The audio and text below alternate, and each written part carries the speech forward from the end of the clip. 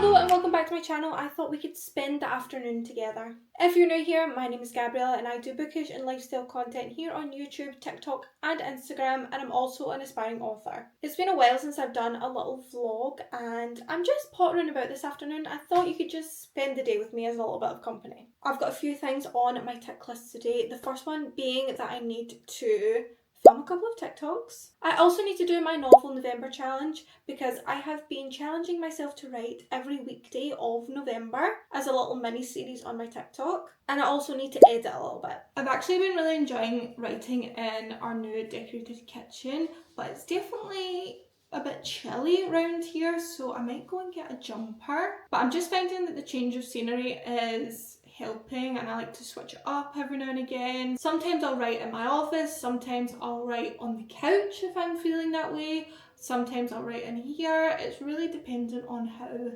I'm feeling at the time. But another thing I've really found that helps me get in the zone is to put my noise cancelling headphones on and put a playlist on. I made a playlist on Spotify which has got different instrumental music that I like to listen to really get me into this whole fantasy world. I can't listen to anything with words in it or else I will start typing the words that I'm hearing in the song, and that just won't work. Just to give you a little progress report, I think I've got about 15,000 words now, which is and isn't a lot of words. I feel like I have so much more to go, but I really struggled at the start when I was starting to not be a perfectionist. I would write so many words and then I would go back and I would delete all the ones I didn't like and re-edit the entire thing, and I've stopped doing that now. So that is the main reason that I'm doing this challenge. So I basically just sit down for an hour every weekday and whatever I write is what I write, and I don't go back and edit it. This is probably very niche for people that aren't writing a book, but anyone who is interested in how I've been managing the process as someone who has never written a book before, I'm not writing in chronological order.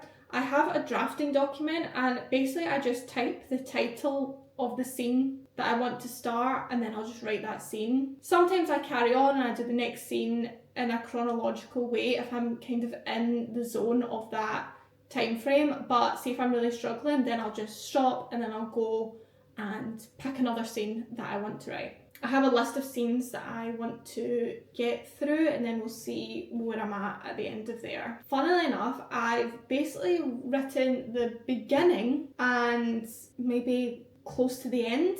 I haven't really delved into too much of the middle yet. I don't know if this is the right way to do it, but just in my head, I obviously know where I want the story to go. I obviously know what I want to happen in the story and different elements that I want amongst the plot. However, I'm finding that as I'm writing the end and it's kind of all flowing, I'm kind of not being really strict on myself where I'm having to follow a set plot. I kind of just have the main things that I want to happen, and however we get there or however it feels in the moment that has to happen, that's where we'll end up. I don't know if it's a chaotic way of writing, but it's basically the only way that I've been able to figure it out in my head and be able to get words down on the page. And basically whatever works, works. But I'm gonna go get a jumper because it's a little bit chilly in here. Okay, I've got a jumper on now and definitely more cozy. I'm also withholding lunch and a coffee from myself until I do this, just to make sure that I do. The sun is reflecting off my neighbour's window and really hitting me in the eye, so maybe this was a poor seat choice, but we're going to get right down into it.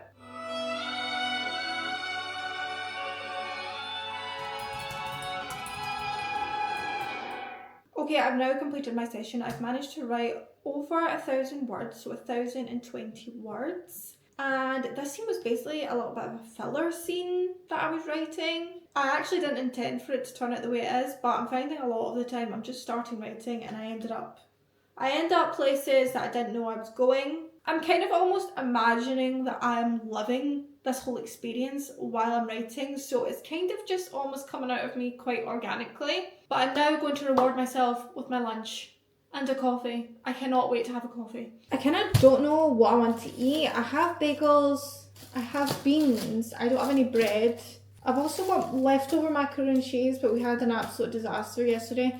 So I make macaroni and cheese. It's like my famous meal, I guess. And usually I would use mature cheddar. I've started getting the grated bags of cheese because I feel like it's just easier and I don't have to sit and grate so much cheese for it. But Andrew went to the shops on Sunday and I was using the cheese in the sauce and I was like, this just doesn't look right. It doesn't look right. As I was mixing it, it was becoming really stringy and elastic and I was like, what is happening with this? And I was like, this cheese isn't right. So then I looked at the bag. It was pizza topping cheese. It didn't taste bad, but it didn't taste as flavourful as it usually does. It tasted pretty bland, honestly, and my macaroni cheese is not bland, so I've got leftovers from that, but I really don't know if I want to eat it. So I think I'm probably going to make a bagel. I've also got avocados, but I'm finding it's really hard to get a really good avocado at this time of year. Okay, right, I'm going to have avocado on bagel, I guess.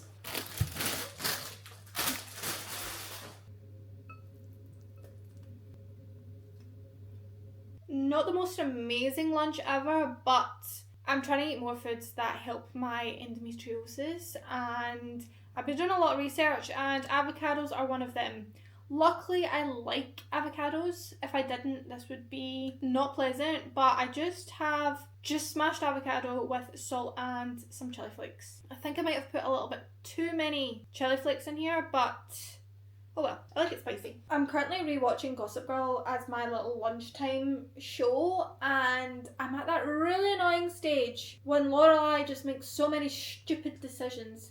I'm basically on, no, I am on the last season, and if you know, you know, she just gets so annoying at this point, and I'm like, girl, what are you doing? That's where I'm at just now, so I'm gonna watch this and I'm gonna eat my lunch. So I'm gathering. They're cross-legged. They're very valid feelings about snakes. Thank you. It's now my favourite time of day, coffee time.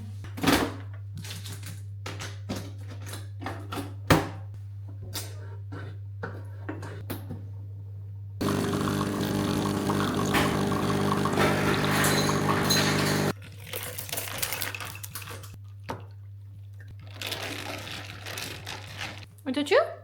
Ready?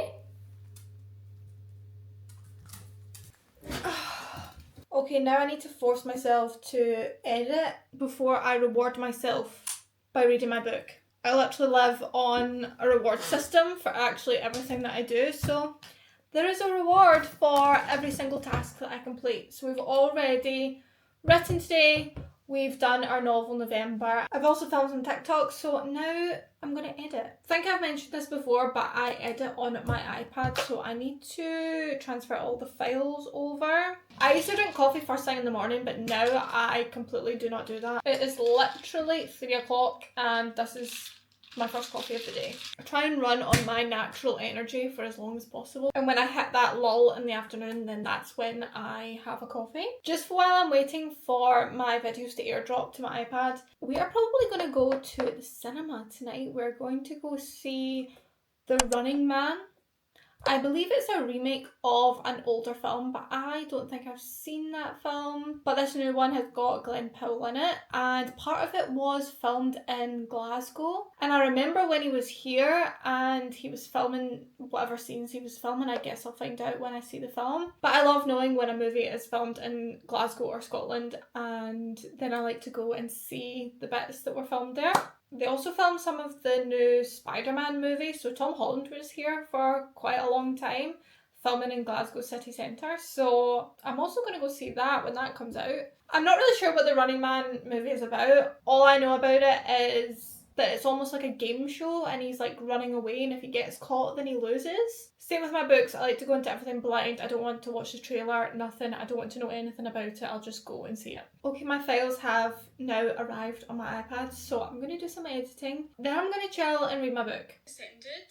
These are both by Greenwich and Lennox. 2 separate CDs, but I will How has it become so dark? This lighting is shit. Turn off office light. It is literally so dark. It looks less dark on the camera now, but it's dark in here. But I finished editing and I'm now going to reward myself by reading my book. I'm currently reading Between Two Kings, which is the second book after Kiss of the Basilisk. If you've read Kiss of the Basilisk, you will know that these books are unhinged to an insane level. Sometimes I can't even believe like what I'm reading. I thought all of the unhingedness would be in the first book and then we would move on with the story with the second book, but no, we keep on going. There's still things I'm like, Jesus, what's happening here? The second book is kind of a continuation of this love triangle that we were in the first book, and honestly at this point I think we're kind of in a love square. There's too many things happening, but anyway, I'm going to reward myself by going to read some of that for the rest of the afternoon before I go to the cinema. I honestly can't even get over how dark it's getting so early. Like, it's only just turned 4 o'clock and it is so dull and dark. I think the sun sets at literally 4:15 and it's really depressing. I got so used to like the long summer days. I've got my reading stand out because I'm feeling pretty lazy, but yeah, I'm just going to read for a bit now. Good morning! I completely forgot that I was filming yesterday and I read right up until the moment that we had to leave for the cinema. But we went to see The Running Man and honestly I thought it was great. I'm a really harsh critic when it comes to films and I've been saying for ages that there's just not been like any like decent films coming out, but I feel like we're on to a good month of movies.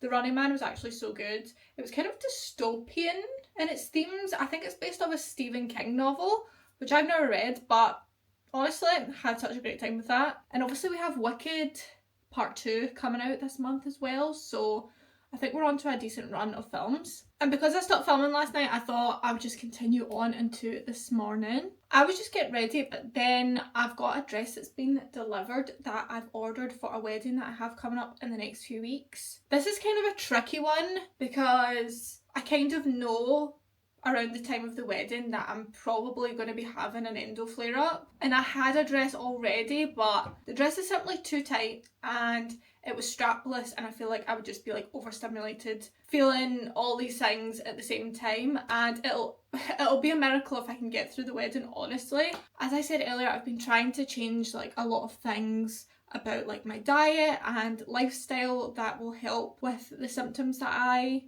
get. I've just been adding things slowly one after the other so that I can try and, not just for this wedding but just in general, not have as much as a hard time during a flare up as I do. But there's one thing that I cannot get rid of and it is endo belly, and if you don't know what that is, it basically is just your belly like swells up like a balloon because it's just inflamed and irritated and it's painful, and I don't want to be worrying about that in a really tight dress and in a strapless dress as well. The dress I've bought is from Pretty Little Thing and I'm borderline scared it's going to be too tight as well, but I'm also scared that I'm actually going to like the dress because it's like quite up my street. Let me get to it. So this is the dress. It's just came in the mail, so it is definitely in need of an iron, but it's this kind of tailored style dress and I really love this style of clothes. Like, I love tailoring and things like that, so I'm nervous that I'm going to really like the dress but that the dress is also going to be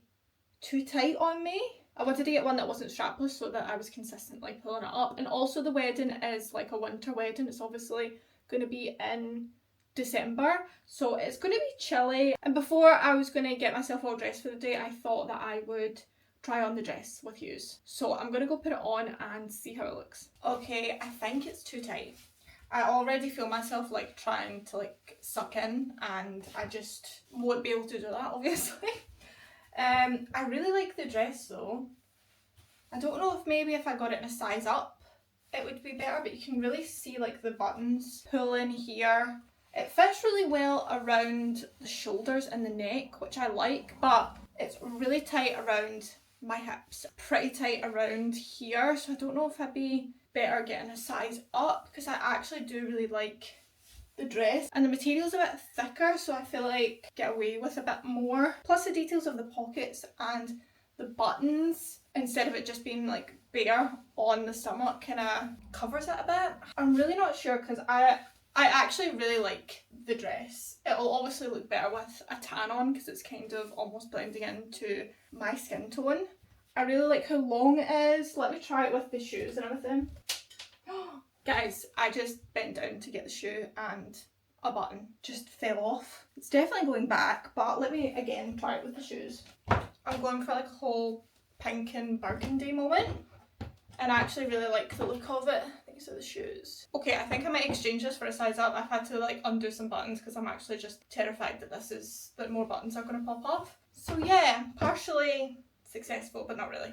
Okay, I finished off getting ready. I'm currently in like a little customer service chat with Pretty Little Things, so yeah, we'll see if I can get this size up. Honestly, I've not bought anything from Pretty Little Thing in years, but I had a look on their website and a lot of their stuff is actually very nice. And I do really like that dress, so hopefully I can get it exchanged. But I actually have quite a lot to do today. I need to write again. As I said, I'm doing it every single weekday. I also need to edit this YouTube video, and I really would like to finish my book. This is just getting crazier and crazier the more I read it, and I am... where am I now? I'm at 60%, and it's like a really like easy bingeable read. Like you can just absolutely fly through it. Don't know what she puts in these books, but honestly addictive, so I would really like to try and finish that today. I also have even more TikTok videos to edit. See, because I'm doing this writing challenge, I'm kind of doing TikTok videos every single day, and usually I would do 2 to 3 days of batch filming and edit all on that one day, but because I'm doing them every day, I just can't keep up with the amount that I need to edit. So that is where I'm at just now. Honestly, I'll probably write later on in the day today, and then that'll give me some time to catch up on everything else that I need to do. And then, as usual, I will treat myself by finishing or at least continuing on with my book. Okay, I've done some editing. Honestly, my brain is fried when it comes to Thursday, but I've just spent some time doing a little winter Christmas intro for the YouTube, which is always a cute little fun job. I love doing little fun things like that. Also, yesterday I've been kind of floating with an idea of starting a book club on Fable in the new year.